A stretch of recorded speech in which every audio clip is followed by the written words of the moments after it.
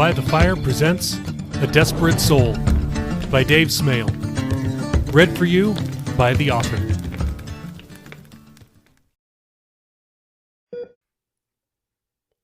Chapter 18. The Next Day. The latch clicked, waking Jacob. The door swung open and a nurse entered. She explained to a groggy Jacob that she'd be checking his vitals. Jacob hardly heard her. She had a monster chained to her, telling her preposterous things about him. Jacob observed her subtle facial expression changes with each new and disturbing suggestion the demon made. When finished, she left without another word. "Wasn't she supposed to tell me my vitals are good?" he wondered. A doctor entered a few moments later. She also had a monster with her, but hers was not quite as vocal as the nurse's had been. The doctor informed Jacob that he'd suffered a broken rib in addition to 2 black eyes and several contusions on the head and upper torso. His ribs could be wrapped, but otherwise all they could do was give him some pain meds. "Hurry. No need to waste too much time on this kid," the demon said. The doctor hurriedly told him something about icing the painful areas and minimizing movement. He should be as good as new in about 6 weeks, the doctor concluded by saying that he'd be released shortly before scurrying out of the room. "Don't move for 6 weeks? Geez, guess I'll just sit around the house and starve to death until then," Jacob thought. The door to his room clicked and opened again moments later. Another nurse entered with supplies to wrap his ribs. The pain was unbelievable. Afterward, still writhing in agony and doubtful he'd be able to move, let alone leave the premises, he was startled when a voice said, "Jacob?" "Pastor?" Jacob said. He had not been this glad to see anyone in a long time. "Glad to see you. Feels like I just dropped you off at your house a little while ago," Pastor Billy said. Jacob started to laugh, but then winced. "Ow! Oh, please don't make me laugh. I've got a broken rib." "Youch!" "What time is it? Shouldn't you be at work?" Jacob asked. "It's 12:15. I took a half day off. Got things to take care of at the church." "Wait, so how did you know I was here?" Jacob asked. The pastor held up his smartphone. "The wonder of technology." "Huh?" "It was all over the morning news. It's pretty amazing. Check it out for yourself." Pastor Billy tapped at his smartphone and handed it to Jacob. The screen displayed a local news website with a photograph of the girl who'd been with Ben's the night before. He tapped the play button and watched. The girl, named Ariella, stood in front of the convenience store wearing different clothes than the last time he'd seen her. It looked like she'd rolled out of bed, thrown on some workout clothes, and met the news crew. The way she spoke made it sound as if every statement was a question. "I was on one side of the store, and then they were all yelling and cussing at him. Then I heard this loud crash." Video footage from the store's security camera began rolling. A female news reporter melodramatically narrated. "The man you see crashing through the store shelves is 18-year-old Jacob Jordan of Virginia Beach." Jacob's dumbed-down profile photo flashed across the screen. "He walked into this local convenience store last night." An image of the convenience store sign appeared. "Never imagining he'd be the victim of a brutal assault at the hands of former friends." "Friends? Yeah, right," Jacob thought. Ariella's testimony continued. "Then the cashier screamed, and I didn't see everything, but the next thing I knew, they were all outside. I ran out, and Bean was just beating the guy up, you know? I yelled for him to stop because it looked like he was gonna kill him." The reporter took over again. The footage you are about to see is disturbing. Viewer discretion is advised. Mediocre quality smartphone video rolled showing Bean kicking, tackling, and mercilessly pounding Jacob. Jacob felt the nausea rising. "Geez, I was being filmed too? That's not embarrassing at all," he thought. The attacker in this footage is Oscar Sepulveda, known to his friends as Bean. Sepulveda is the lead vocalist of a local rock band called Smoke Rings. Fan-recorded footage of Jacob's former band performing at a random venue was spliced in.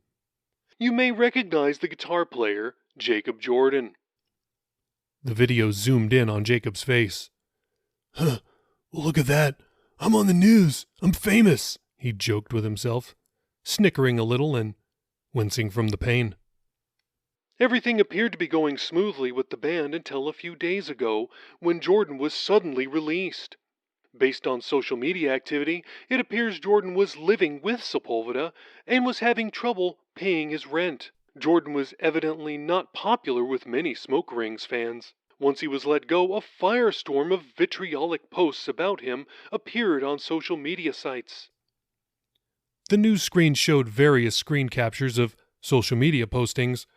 Most had vulgar language blurred out. Jordan has evidently never responded to any of them. He was replaced in the band within a day. Not many other details were apparent until last night when this happened. The news report switched back to the footage of the beating at the convenience store. The video appears to show that Sepulveda is clearly the aggressor. He was arrested shortly after the incident. More disturbing than the footage which you are viewing, perhaps, is the fact that the person filming this posted it online. A screen capture showed that the video had been uploaded to YouTube with the caption, "Bean from Smoke Rings kicks living snot out of ex-guitar player." They posted it to YouTube? Jacob thought. However, because of that very cavalier and frankly foolish act, police were easily able to track down the entire group of onlookers. A close-up of a police spokesman appeared on the screen. "We've been seeing a disturbing trend. People posting these kinds of senseless attacks online," the police rep said. "Apparently they don't think law enforcement will be able to track them down. But they forget that when you post anything online, it can be traced to an IP address. And IP addresses are generally attached to physical addresses or account holders. So, pretty much, we're going to find you." "Wow," Jacob mused. "These guys aren't just freeloaders. They're also idiots." The reporter went on to identify Benzonato, Benz Terzo, and the two freeloaders, Greg Kahn of Norfolk and Terry Larkins of Virginia Beach, complete with social media profile photos. Greg was the one who'd so stupidly posted the video online. Jacob didn't know either of them, and he would likely forget their names after this. The female reporter, Dawn Williams, appeared on the screen for the first time since the report began. "Police also tell us," she began, the camera following her, strolling in front of the convenience store, "that the young man who was the victim of the attack gave them a tip regarding the store clerk. He suspected she was too young to be working behind a counter selling alcohol and tobacco. And he was right." "I knew it," Jacob said, his eyes enlarged. The clerk was the 13-year-old daughter of the store's owner. He was arrested last night for child endangerment and child labor law violations. Police tell us that the victim, Jacob Jordan, had recently lost his grandmother. She'd been his legal guardian since his mother and father passed away 11 years ago. The final tidbit of information of the news report concluded that Benz and the two freeloaders were all first-time offenders.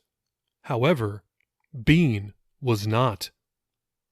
He'd been arrested 2 years prior on an assault charge when he attempted to fight the pastor of a local church called the Lynnhaven Lighthouse. The pastor had not pressed charges. Jacob looked up at Billy, perplexed. "You knew him? You knew Bean?" "Sure did. Course, I'd never call him that, He was Oscar to me and my family. He tried to date my daughter, but she wasn't interested. Jacob couldn't speak. The information was processing and, for the most part, not computing. He finally said, "What?" Well, this was maybe 4 or 5 years ago, but if I remember right, he had a drug problem and lived in a trailer park with his mother. He went to school with my daughter and kind of liked her. That's an understatement. He was obsessed with her. He'd leave her little love notes and such. Eventually, he asked her out. She was a church kid, so she instinctively invited him to church instead. He came, and he got powerfully saved and started living for God, coming to church, praying, reading the Bible. Yeah, the whole shebang. I had him over to our apartment for dinner a couple of times. For the most part, he left my daughter alone, but after a while, he started pursuing her again. I figured he was probably interested in her the whole time, but just playing it off as long as he could, you know? Jacob's brow furrowed. He squinted at Pastor Billy. "Your daughter, what's her name?" "Talitha." "Wow," Jacob said. Billy cocked his head, puzzled. "Why do you say that?" he asked. "Bean used to write that name all over his lyric notebooks and just about everywhere else. His pipe, his dashboard. I had asked him what it meant. Lots of people did. But he was all mysterious about it. He'd never give anyone a straight answer." I see. Know what it means? Where it comes from?" Billy asked. Jacob shook his head. "It's from the Bible, of course. It means little girl in Aramaic. Jesus used the term when he brought a young girl back from the dead. My daughter was born a month and a half premature. She was tiny and spent her first few weeks in the NICU. We prayed a lot during that time, and God brought her through it. She's always been little. Heck, I still call her baby girl. So, seems like a pretty fitting name." Jacob nodded. "Bean wrote a song called Talitha. It's a ballad and the lyrics are really weird. We play it. Well, I used to play it, but he was never happy with it." "Wow, creepy," Billy replied. "Yeah. Matter of fact, he was so obsessed with that name that Benz, the other guy in our band, he nicknamed him Bean Talitha." Billy looked confused. "Oh, it's just wordplay. There's this rapper named Wiz Khalifa, so Bean Talitha, get it? Anyway, Benz would never say it to his face, though. He was afraid of getting beat up. Bean just, I don't know, he gets spun up really quick. So anyway, what happened to him?" "What happened when?" Billy asked. "With Bean, like he stopped coming to church or what?" "Oh, well, I'm not quite sure. I think he may have gotten discouraged. See, my daughter started dating another young man in the church, and Oscar stopped coming around not long after that. He pretty much disappeared altogether. No one could find him. Didn't know where to look. His mother called me multiple times worried sick about him. She ended up filing a missing persons report with the police. I never heard what became of that. Then one day a couple years ago, he just showed up at the church on a Sunday morning. I remember it was almost the end of service when he came in. He made a show of coming to the altar and kneeling and praying. I could tell he was mocking. Immediately after the service, he approached my daughter and said something to her. I'm not sure what. My guess is he tried to ask her out again. She must have said no, 'cause he flipped his lid, yelling, cursing, making accusations at her. You name it. I asked him to leave, and he came at me, swinging. "Oh, I know what that's like," Jacob said. I guess I just got out of the way in time. But it was like something just came over him, overtook him, wasn't himself. Again, Jacob nodded. A couple of guys who were there grabbed him, tried to calm him down. He kept yelling that my daughter was a whore. He yelled threats at me, at the guys holding him, and anyone else around. One of the older ladies freaked out and called the police. They showed up and arrested him. He had some kind of drugs on him, but just like they said on the news, I didn't press charges. In the end, we filed a restraining order against him, saying that he can't come within 500 feet of my daughter. Wow, just wow, Jacob replied. A thought occurred to him. If Pastor Billy's timeline was right, Bean was attending the church while Jacob's grandma was still bringing him. Jacob had despised church and often didn't pay attention to the people there. He'd likely seen and possibly even met Bean well before he knew him as a bandleader. By the time Bean returned to the church and attacked Pastor Billy, Jacob had stopped coming. The worst part was that Bean probably knew and remembered Tilda. The thought sickened him. To Jacob, Bean was on one side of his life and Tilda was at the polar opposite. The two should have never met. "Yep," Billy said. "But it's old news now, I suppose. Water under the bridge. I don't have any hard feelings toward him. If anything, he needs help." Jacob wished he felt the same way, but he harbored a deep-seated desire for revenge. "What about Talitha?" Jacob asked. Billy hesitated before answering. Well... Billy removed his glasses and pinched the bridge of his nose. "Long story. Well, anyway, are they going to release you soon, did they say?" Jacob noted and compartmentalized the pastor's abrupt change of subject. "That's what the doc said, yeah." "Okay, well, I'd be happy to give you a ride home," Billy said. "Thanks." "Also, I've been thinking, what are you doing for money and food?" Billy asked. Jacob sighed, wincing as he did. "I don't know. I don't have a job anymore.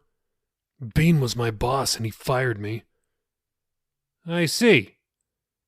How long did they say you're going to be recovering?" 6 weeks, Jacob lamented. "Wow, that's a long time. Okay, well, if you like, we can ask a couple of folks around the church to get you some food and some household supplies while you heal. But you got to start looking for a job ASAP." Jacob nodded. "In fact, I'll talk to Turnett. I'll bet he knows some people who are hiring right now," said Billy. "Thanks. I'd like that. But how come—" Jacob stopped. His throat tightened. "Jacob, it's going to be okay. God is good. We've been praying for you," Billy said. "Why are you guys being so nice to me? I mean, first, I'm totally disrespectful to you and your wife. Then you say you're going to take care of my grandma's funeral.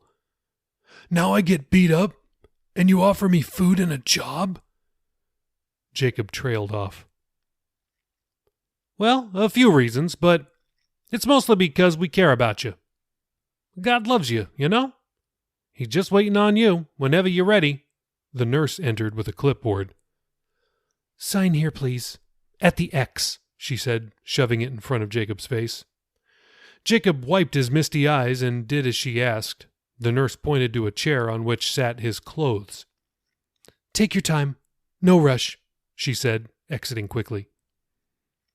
Pastor Billy waited for the door to close behind the nurse before he continued. "Still seeing those demons?" he asked. "Yeah. Getting beat up didn't change that. Anyway, the nurse had one." "Really?" asked Billy. "Yeah. That's why she left so quick," Jacob said. Billy looked confused.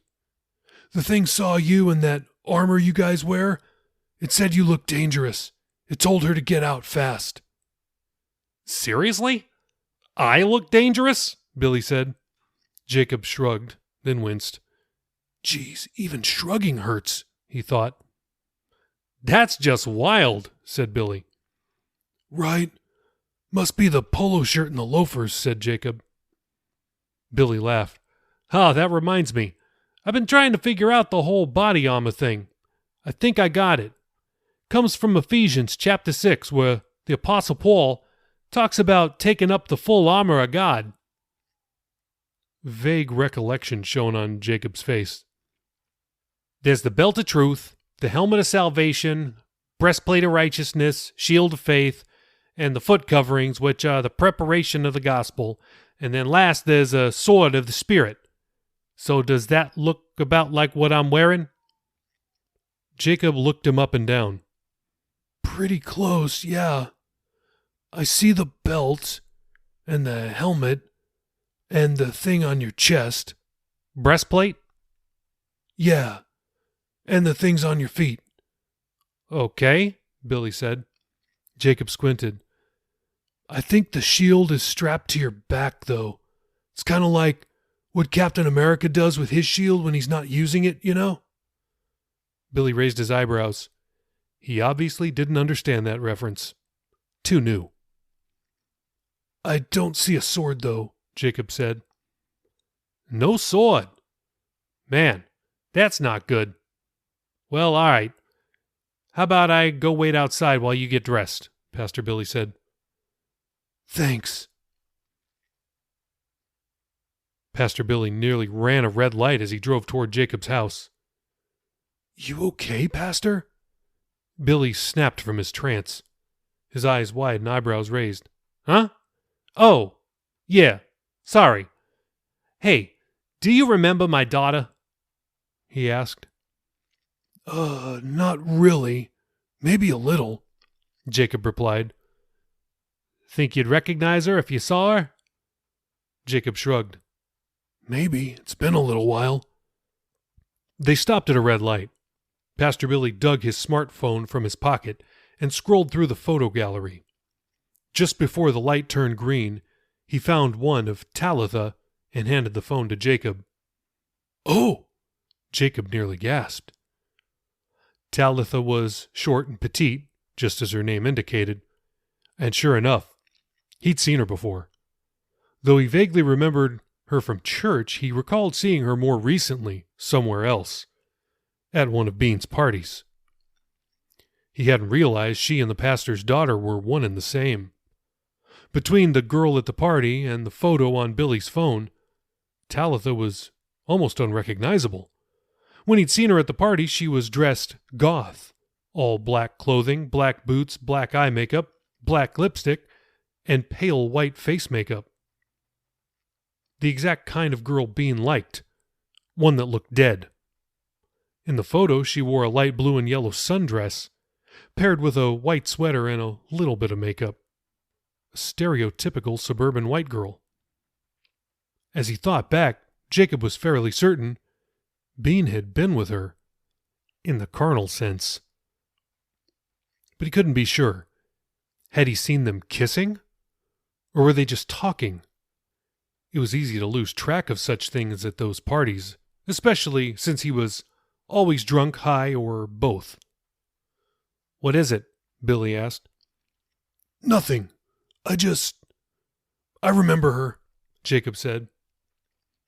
He didn't want to tell the pastor where he'd seen his daughter. First, he didn't want to humiliate the man, and second, there was an off chance he hadn't seen her. Maybe she had a doppelganger. You said you saw a group of folks from the church down at the ocean front, the pastor asked. Jacob nodded. Was she with them? Billy asked. Jacob thought for a moment. Not that I saw, he replied. Okay, I was afraid you'd say that. Have you seen her anywhere else before? Like at shows you played with your band? Maybe. Why? Asked Jacob. Well, I don't want to air all my family's dirty laundry, but let's just say I got my suspicions, Billy said. About what? That she's hiding something. Putting on a show for her mother and me. She's faking it. Isn't she old enough to move out? Yeah, she's 21, Billy said, unable to mask his exasperation. So if she's old enough to move out and do whatever she wants, why would she need to put on a show? Billy sighed. So we don't kick her out. See, we told her and her older brother that if they want to live at home after they turn 18, they have to work or go to school full time, or both. And they had to attend church with us, unless they're working or in class. Talitha hasn't gone to college at all. She'd always been a good student. We figured she would have, but all her desire vanished around her senior year. And well, let's just say she hasn't been the best at keeping a job. You said she was dating a guy from church. Is she still? Jacob asked. No, and I'm not sure what happened there either. Seemed like they were getting pretty serious, but then he suddenly left. I haven't heard from him since. She refuses to talk about it. Probably too painful, Billy said. I don't know. Wish I could help, Jacob offered. It's fine. It's fine. But the pastor's expression and tone betrayed him. Jacob could tell it was anything but fine. Hey, it's Jacob. I'm not a real rock star, but I might loosely be based on the author, who's also not a rock star. Hey, I just wanted to take a couple of minutes and tell you about Anchor. If you haven't heard about it, it's the easiest way to make a podcast. Let me explain. First off, it's free. Also, there's creation tools that allow you to record and edit your podcast, like right from your phone or computer. Anchor will distribute your podcast so it can be heard on Spotify and Apple Podcasts and many more. You can make money from your podcast with no minimum listenership, and it's everything you need to make a podcast all in one place. So download the free Anchor app or go to anchor.fm right now to get started.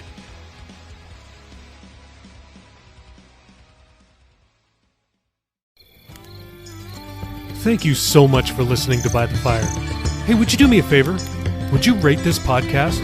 Maybe go on Spotify or Apple or wherever you like to download your podcasts and just leave me a rating. 5 stars would be nice, but I want you to be honest. Also, did you know that you can support this podcast? Yes, by more than just subscribing, which, by the way, why don't you subscribe while you're at it? Anyway, go to anchor.fm/bythefirewithdave/support. It works kind of like Patreon, if you're familiar with that. Any generous financial donation you make, don't worry, I'm not going to keep it. And you can read all about that in the show notes. Thank you again, and God bless you.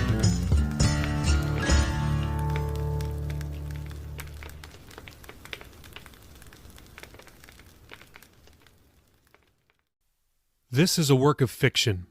Names, characters, businesses, places, events, and incidents are either the products of the author's imagination or used in a fictitious manner. Any resemblance to actual persons, living or dead, or actual events is purely coincidental.